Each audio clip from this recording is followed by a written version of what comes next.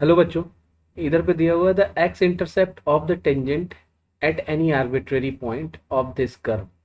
एक कर्व दिया हुआ है a upon x square plus b upon y square equal to 1 is proportional to, यानी इसका जो इस कर्व के किसी भी आर्बिट्रेरी पॉइंट पे जो जो टेंजेंट डालेंगे हम, उस टेंजेंट का एक्स इंटरसेप्ट जो है वो किसके प्रोपोर्शनल होगा, क्या होगा? Proportional to square of the abscissa of the point of tangency, proportional to the cube of abscissa of point of tangency, cube root of and so all.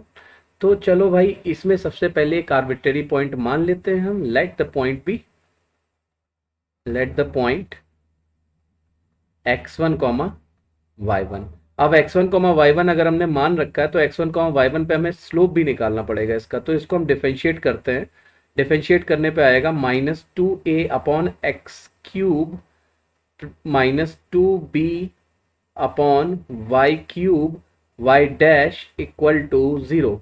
इधर से वाई डैश का वैल्यू जो है वो अपने पास आ जाएगा, 2 से 2 कैंसिल कर देते हैं, so this will become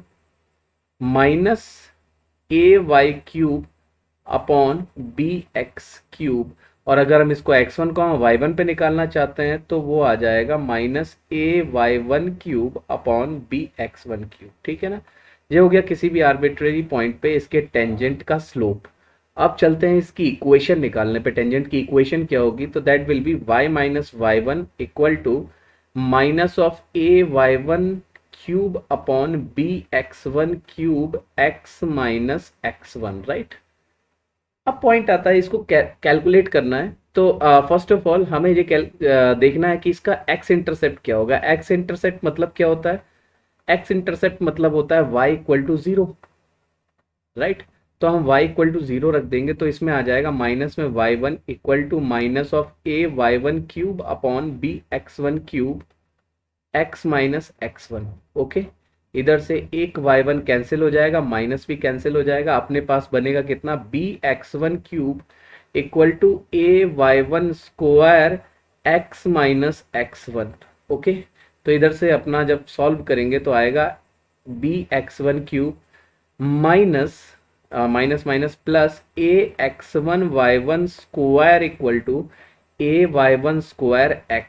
okay, इधर से जब हम x1 कॉमन ले लेंगे तो हमें मिलेगा bx1² plus ay1² equal to ay1² x। तो इधर से x का वैल्यू फाइनली आ जाएगा अपने पास x1 times bx1² plus ay1² divided by what? Divided by ay1²।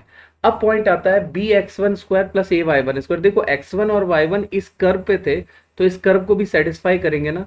तो जब हम इस कर्व में x1 y1 रखेंगे तो अपने पास क्या आना है? तो अपने पास आ जाएगा a upon x1² plus b upon y1² equal to 1। इसका जब हम एलसीएम वगैरह लेंगे तो अपने पास आएगा ay1² plus bx1² equal to x1² y1²। Okay, तो अभी इस वैल्यू का यूज हम इस कर्व में कर ले रहे हैं क्योंकि ये वैल्यू तो डिफाइंड है ना पहले से। तो इसकी जगह पे हम रखेंगे, किसकी जगह पे? मैं हाईलाइट कर दे रहा हूँ इस पोर्शन को। इसकी जगह पे हम रख देंगे x1² y1²। ठीक है ना? तो अपने पास आ जाएगा finally x equal to x1 into x1² y1² divided by ay1², right? y1² cut जाएगा तो x इक्वल टू आ जाएगा x1³ डिवाइडेड बाई a।